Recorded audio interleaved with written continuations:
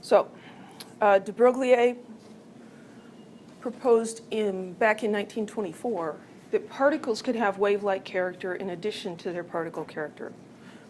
We've seen that electromagnetic radiation can behave as a particle and as a wave. He proposed that particles could do the same. And we most clearly see this in electron diffraction, where we get an interference pattern produced by electrons. And what is just really mind-blowing about this is that interference pattern is not caused by pairs of electrons interfering with each other, but by single electrons interfering with themselves. That's just hard. So this is electron diffraction. So we have an electron source, and we're sending electrons through these two slits. This is like the double slit experiment with light. And we saw this interference pattern on the box, right? So when you pass electrons through two slits, you also see an interference pattern. So this demonstrates that electrons behave like waves. Particles don't make interference patterns. They make two lines on the surface. Like this. So if these were particles only, most of them would just hit this barrier, and the ones that went through would make a bright spot on the detector. But that's not what we see. So electrons behave like waves. Any questions?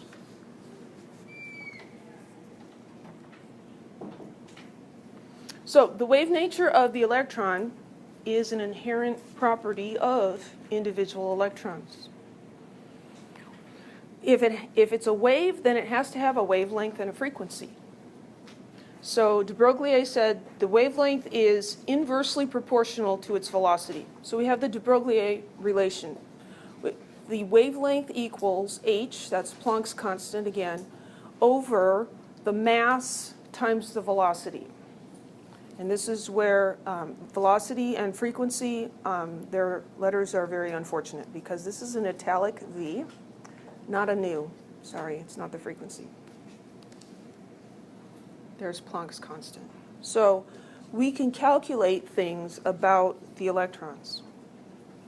So what is the velocity of an electron that has a de Broglie wavelength approximately the length of a chemical bond?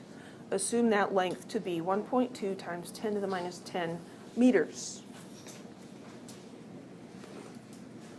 So we're given a wavelength. The wavelength is 1.2 times 10 to the minus 10 meters. And we want to know the velocity, v. We need an equation. It's the de Broglie relation. So wavelength equals h over mv. Check that. Yep, that's right. H is a constant that you do not need to memorize. 6.626 times 10 to the minus 34 joule seconds. So this is the relationship. We know what h is. We know what lambda is. We're trying to find v. What do we need? We need the mass. Let's see if Siri can help us. What is the mass of an electron?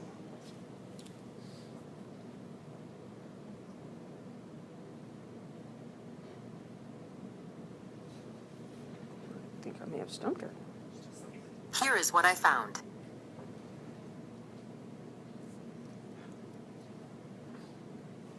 Come on.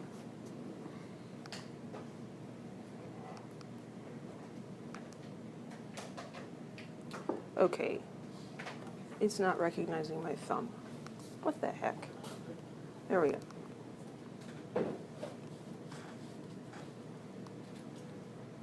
What is the mass of an electron? Okay, I found this.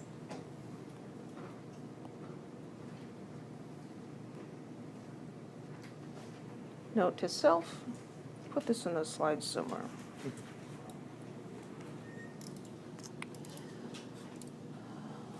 that's so useful. There it is. Okay. 9.109 times 10 to the minus 31 kilograms. They use kilograms because it's the base unit for the SI system. 9.109 times 10 to the minus 31 kilograms. So that's going to be 9.109 times 10 to the minus 34 grams. Actually, I think we want kilograms, don't we? For the joules. A joule is a Newton meter, which is a kilogram meter per second squared times meter. I think we need the kilograms in there.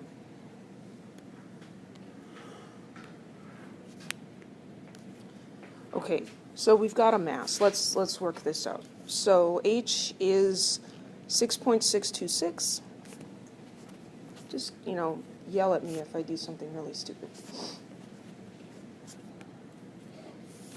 And down here we've got the mass, 9.109 times 10 to the minus 31 kilograms. And I didn't rearrange the equation. Psst.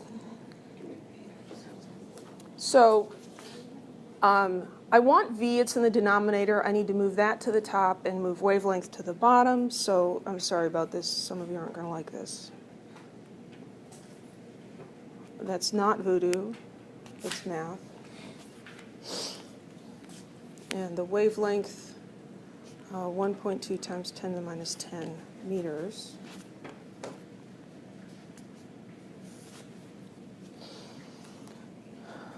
So a joule is a kilogram meter squared per second squared. So this unit here ends up being kilograms meters squared per second. And we're dividing by kilograms and meters, and so we're going to end up with units of meters per second. Okay. 6.626 times 10 to the minus 34 divided by 9.109 times 10 to the minus 31 and divided by 1.2 times 10 to the minus 10.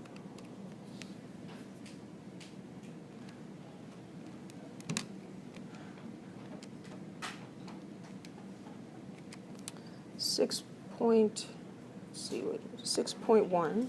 I'm just going to go ahead and round this. 6.1 times 10 to the 6th meters per second. It's pretty fast. Not as fast as the speed of light, but still really fast. Any questions?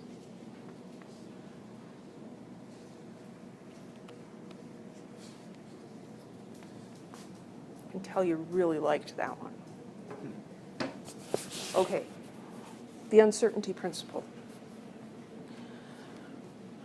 We talked about and looked at a couple videos about superposition and Schrodinger's cat and how things can, the ultimately small can behave in as two different things, but when you observe them, they can only be one.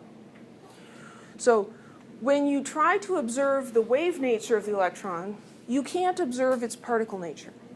If you try to observe the particle nature, then you can't observe the wave nature. You have to have one or the other. So the wave nature is demonstrated by the interference pattern. The particle nature would be identified by its position, the electron's position, which slit it's passing through. So wave and particle natures are complementary. The more you know about one, the less you know about the other.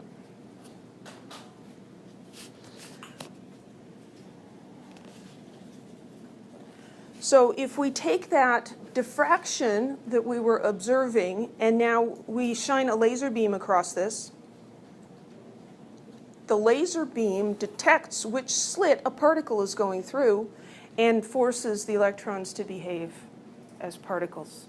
You take the laser beam away, and the diffraction pattern comes back.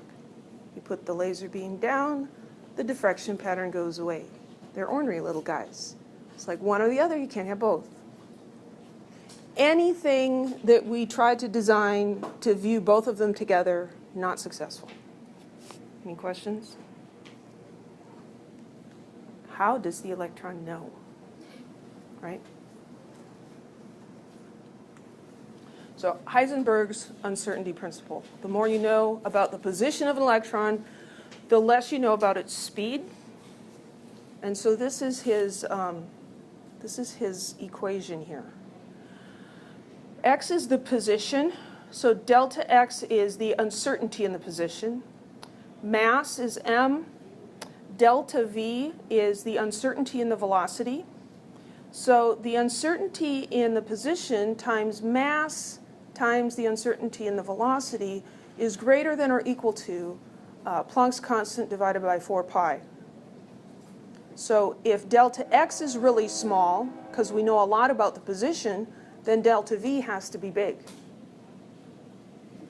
You get good at one, you suck at the other one. You can't simultaneously measure the position and the velocity of an electron.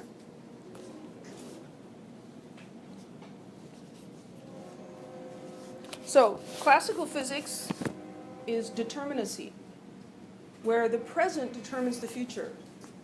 If you know what the velocity and the position and the forces acting on it are, you can predict where it's going to be. But we can't know both the position and the velocity of an electron, so we can't predict what's going to happen to it. This is indeterminacy. We can only predict the future statistically.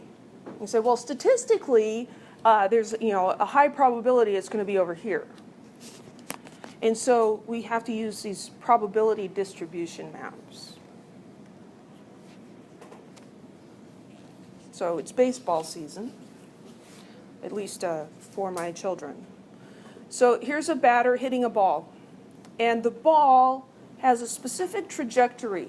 There are forces acting on the ball. There's gravity pulling down. There was the force of the batter hitting it. If we look at the position of the ball right here, if we know its velocity and we know the forces acting on it, we can predict what's going to happen to it. We understand this. Baseball players can catch balls because they do all of these things in their head. They just know where the ball's going to go. They can predict based on their experiences. You can do it, you can calculate it using math, but our brains can do it without all of that. It doesn't work with electrons. If we think about a pitcher, the pitcher pitches the ball, it comes to the batter's glove. If he pitches the same pitch every time, it comes really close to the glove.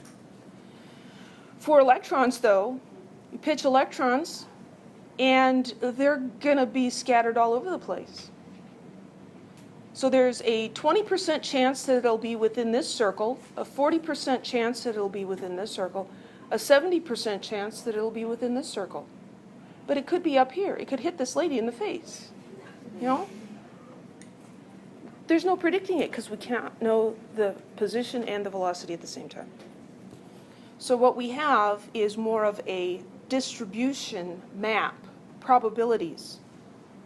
So the distance from the center of the strike zone versus, the number of photons or number of pitches as the distance from the center of the strike zone increases, we see that they tend to be more towards the center, but you can even have some that are far, far away. Any questions? This is a little more like a minor league pitcher, not minor in the pros, but minor in Little League.